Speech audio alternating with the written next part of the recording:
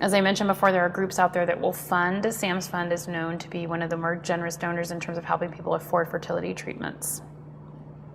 Just real quick before we finish up on the topic of fertility, I just wanted to remember to put it into context. I've done many fertility consults. I was part of a fertility team in Denver, and we spoke to families at their request or at the provider request. We sat down and discussed the risks based on the presumed therapy. Certainly in children that were going towards transplantation, it was important to sit down and talk about the risks of fertility. And I'll never forget the young teenager that looked at me and said, "Why does everyone assume that everyone wants to be a parent? Sometimes you should just ask the question, what are your hopes for family planning? What do you want? Because maybe some of these kids don't even want to be parents." It was a family sat in this room, and this discussion had never occurred for them. And it was an important point to listen to this child talk about that maybe I didn't want to be a parent. And an equally important message came to me from a little girl that when her mom said, all she talks about is being a mom. All she wants to do is be a mom. And I said, what is being a mom? And she said, well, it's loving someone as much as you can in this world. It's holding them, it's kissing them goodnight. Never in this discussion did this child say, it's carrying a baby, it's making a baby, it's having a baby that has your genetic material. To children, parenting is not necessarily about giving birth, and that's important to remember when we put so much emphasis on the concept of fertility, that children, and we all define fertility differently, but that the empowerment that there's many ways to be a parent is best said by a 6-year-old girl. So fertility is a hot topic in healthcare. We're seeing increased funding, increased research, and we know that it's not just a cancer concern, it truly is fluent throughout society. We also need to understand that fertility is a work in progress and that we've just started to get together our data. We don't know a lot about disease specifics, but that information is coming. And I always remind families that it is so unclear as to what options will be available in the future, that we just don't know when your child who's now 6 is 26 what will be available to them. So I hope that hope won't be lost, that fertility is something that is a definite here, and fertility is an issue that is definitely going to face a child that receives some of these higher dose therapies, because we just don't know how we'll be making children at that point. We've seen so much change in medicine in the last 20 to 30 years, certainly in the area of cancer care, that I can only imagine what's coming ahead.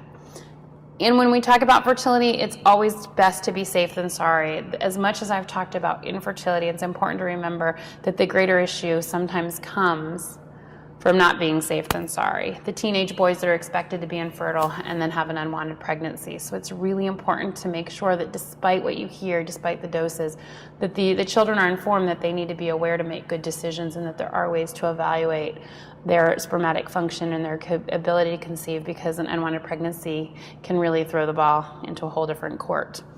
Just remember that childhood cancer survivors are defying the odds in terms of fertility expectations. There are Ewing sarcoma patients that receive copious alkylating agents that are now parenting well into their 30s and 40s.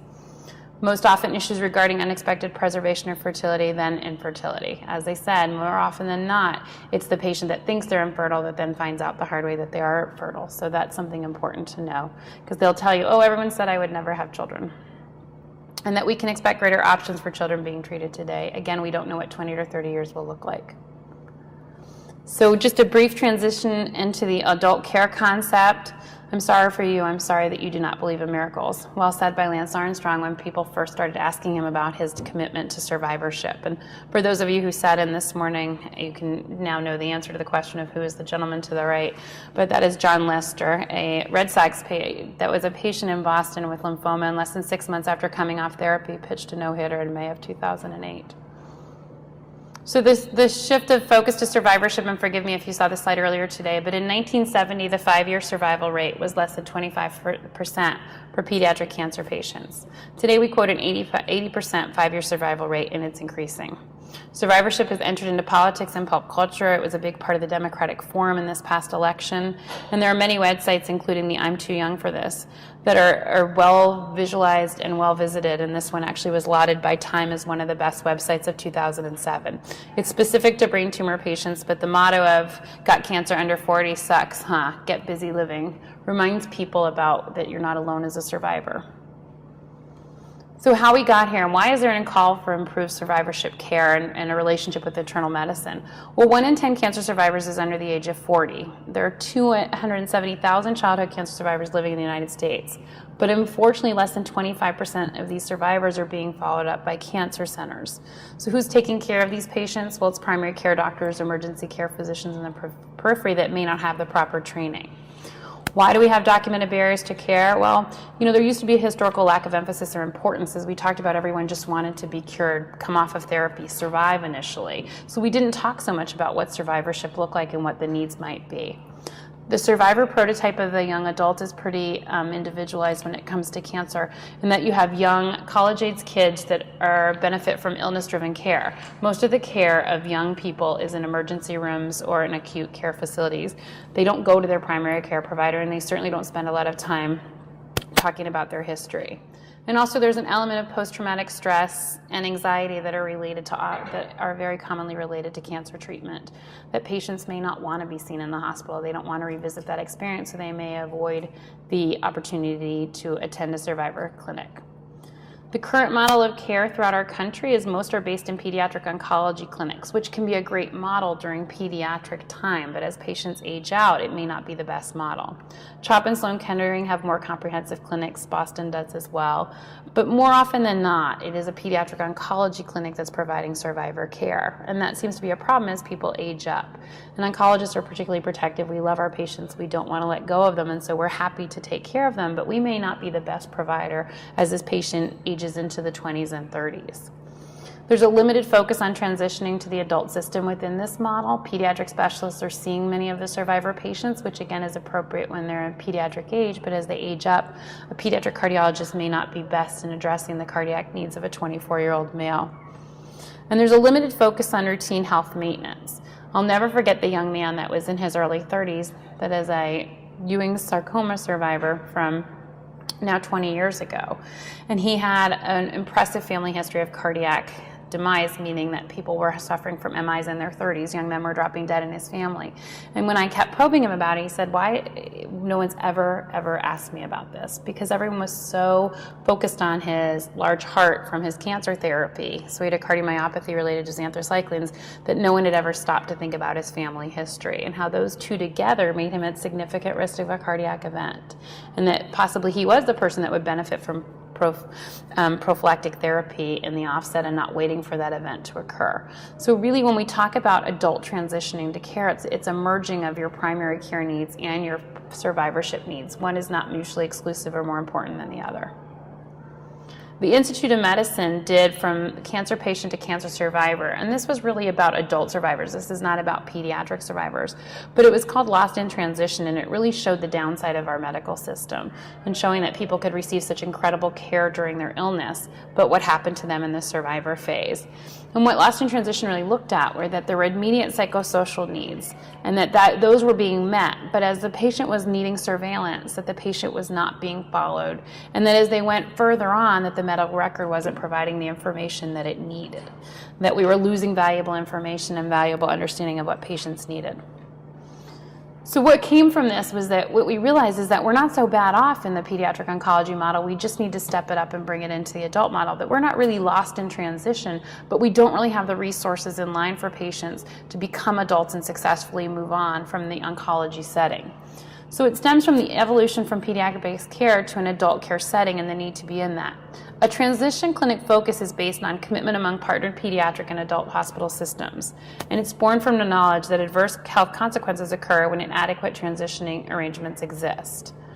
So the call for transition clinics, and the best model that we've seen is a joint pediatric adult clinic, which can help to improve the transfer of individual patient information, promote collaboration in patient care, facilitate continuity, and build confidence from a medical and patient perspective. Part of my fellowship experience in Denver was the development of such clinic. Our clinic was called the Tactic Clinic, which stands for Thriving After Cancer Treatment is Complete. It was a collaborative venture between the Children's Hospital and the University of Colorado, and a monthly clinic that was fostered towards seeing patients that were in their 20s and 30s and were childhood cancer survivors. We opened in July of 2008. The primary focus was on providing survivor care and education to the patients themselves. The secondary focus was on education of our internal medicine colleagues. The Tactic team involved pediatric oncologists, internists, psychologists, a referral team of internal medicine subspecialists, not pediatric subspecialists, and a cancer center nurse educator. So patients were evaluated in this clinic by both a pediatric oncologist and an internist, and then a meeting was held to discuss regular health maintenance risks and family history and your survivorship risk based on your pediatric oncology history. And what you can see, this this figure shows is how all the roles interplay together in providing and figuring out what the late effects and long terms are and what patients need with the common goal of health promotion for the individual patient. This is the brochure with information of how the program was scheduled, and this is the website that talks about the Survivorship Clinic. And this is kind of a pioneer clinic in that it was not wed to the pediatric clinic per se that was across the street, but kind of a branch on its own. We housed it in the internal medicine facility itself so that patients were going to a regular doctor's visit, not going to their oncologist, but their oncologist happened to be there. And what it did was help to introduce, if less than 25% are being seen by cancer centers and less than 50% identify a primary care physician, this helped to facilitate the merging and the marrying, if you will, of the primary care physician. And what we have found in our clinic in 2 years' time is that we are having 75 to 80% retention rates with the primary care provider. So once that care is established, people are maintaining it, and that we then are serving in a consultative role as the pediatric oncologist in regards to the late effects. It is our hope that clinics of this form will continue to develop throughout the United States. In the larger cancer centers, it may very well be part of the pediatric oncology transition process, but in some of the smaller centers throughout the country, it will be advisable to consider starting these in concert with the adult hospitals that are located close by. So how can you facilitate a healthy transition? Well, it's similar to the slide this morning. To invest in healthy living, including diet, exercise, and emotional well-being for you and your child. To be proactive, locate physicians that are interested and willing and comfortable in providing survivor-based care. They may not be comfortable at the offset, but we can help to make them comfortable. Really what it requires is someone that's committed to helping you meet the goal. Document screening and maintaining those records are two key ways to helping to provide the information that your child's going to need to navigate the medical system over the next 10, 20, and 30 years. And pay it forward. You know, having opportunities like this today for us to talk and review these things are pretty unique. So share the information that you learn, share it with your providers, your schools, your physicians, your family, and your friends so that we can help increase awareness of childhood cancer survivorship and the unique needs that these patients have. If you haven't seen this morning, this is Cure Search. If you've never been to Cure Search, other than Fertile Hope and looking at fertility, the Children's Oncology Group website with the Cure Search is the one that I would encourage everyone to visit. CureSearch.org gives you all kinds of information. If you click onto CureSearch.org, it takes you to a during treatment and a post-treatment concept, the after treatment. But what's important on this one is the long-term follow-up guidelines are pretty user-friendly that anyone in this room can look over and have, with the help of a physician, decipher what is the best treatment plan. You also can, on CureSearch.org, put in your child's tumor type and their age at treatment and identify a risk-based approach based on that. In Cure Search, these are the long-term follow-up guidelines that you'll be led to. There's 283 pages of recommendations that providers can be made aware of, so just telling your pediatrician or internist that these exist could be very helpful. Each of them comes with a sheet much like this. Some are charts, some are sheets like this, but it just talks about the different therapeutic agents, talks about the risk factors, the doses, what the evaluation should be, and the health counseling and further considerations of each of the secondary effects of cancer. And then a summary of cancer treatment. We talked about this morning. This is a downloadable form that is a comprehensive summary form that any one of you could take to your provider and ask them to fill out while your child's still on therapy, but probably more appropriately at the time of coming off of therapy.